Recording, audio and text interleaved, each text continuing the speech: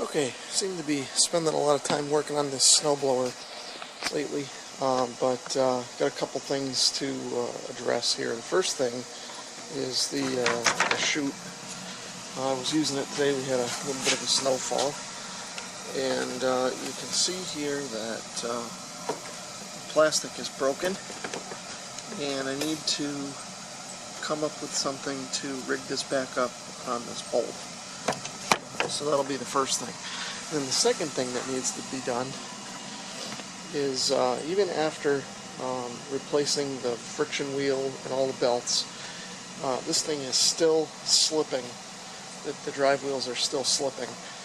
And what's actually happening is melted snow is leaking down here on either side of the belt cover and just getting into the drive mechanism and mixing with a tiny bit of grease that comes out of the engine or oil that's on the chains and everything in there, and it just causes the friction wheel not to be able to grab the friction plate. So what I'm going to do is come up with some sort of a cover that'll mount to a couple of the bolts here to try and shield this side of the cover from getting snow and water down on this side of the belts. And then what I'm going to do is on this side, I'm actually going to put a bunch of spray foam in here to try and seal this crack. And I think that'll help keep some of the snow and water out of the thing. Okay, so the first thing I'm going to try and do is replace or fix this cracked section of the chute. I'm going to try and just put a large washer over that stud, and hopefully that'll be enough. Okay, and you can see here just a simple washer holding the shroud onto the base now, and that should hopefully take care of it. Although there is another kind of a cut or a crack or something in the shroud there, so I'm not sure how much longer this thing's going to last before it completely disintegrates on me, but hopefully this will get me through the next storm or two anyway.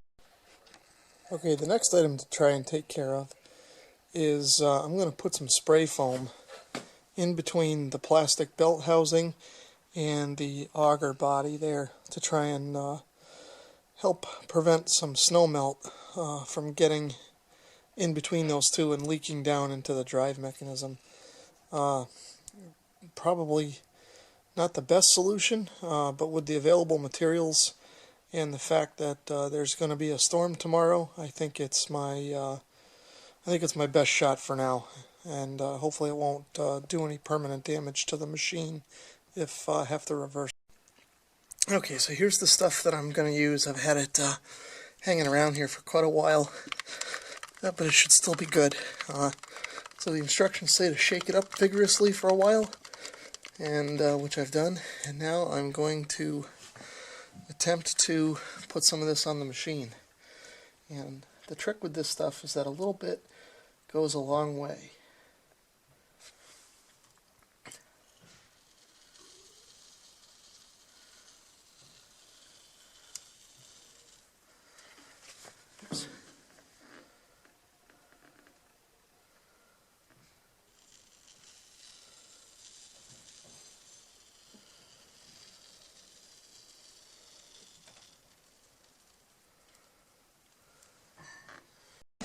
Alright, so there you can see I've got the foam kind of in the cracks there, all around this seam between the auger body and the plastic belt housing. I got a little messy on this side. It was a little hard to get in here with the wheel in the way, but nevertheless, I think it's sealed up, which is really what I need. And I recommend, if working with this stuff, to use gloves and to have plenty of rags on hand. It's this stuff is pretty sticky and messy. So anyway, next thing I'm going to try and do is fabricate a quick sheet metal panel to kind of try and shield the other side of the belt cover where it meets the engine. I don't want to fill that up with foam because on this side is where you get all the heat from the engine, and I'm not so sure that the foam will stand up to those temperatures. So I'm just going to try and make a shield here to cover this as best as I can. Okay, so I've cut this kind of quick template here for the shield that I want to make, and I am going to make an attempt to cut it out of this piece of sheet metal that I have. This is all I've got left, and it's not quite big enough, but I think it'll work. I'll just kind of center it, or maybe I'll turn it sideways here, and that'll work. So I'll first draw this out with a marker, and then try and cut it out with tin snips the best I can, and then bend everything up into shape. Okay, so here's my shield. I've just got this dry fit in now, and you can see it goes up there and just rests over here. So what I need to do now is drill a couple holes in the vertical piece here so that I can mount it to these two bolts here. Okay, I got my holes drilled in my plate here. You can see they're kind of rough, but I'm rushing here. It's late, and I gotta go to work in the morning. So anyway, the way that I marked these holes so I knew where they should be drilled was to take, and you can kind of see some of the residue there, I put some chalk that you would use on a chalk line on the heads of the bolts, and then just kind of set this in place and tapped it in there, which left a little ring on the back side of the metal here, and then I was able to mark it and drill it. And just from a rough fit here, it looks like everything lines up okay.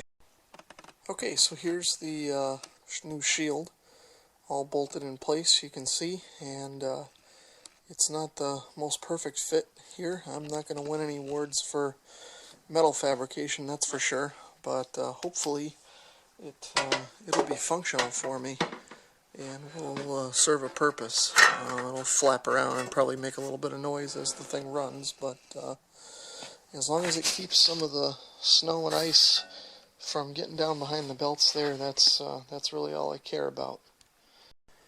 Okay, so I finished up doing my snow blowing here a little while ago, and happy to report that this thing didn't slip once. So even though this thing is covered in snow, I think my modifications worked well. My shield here kept some of the snow melt from going down behind the belt cover, and of course the foam that I added in here somewhere kept the snow from going in that side of the belt cover.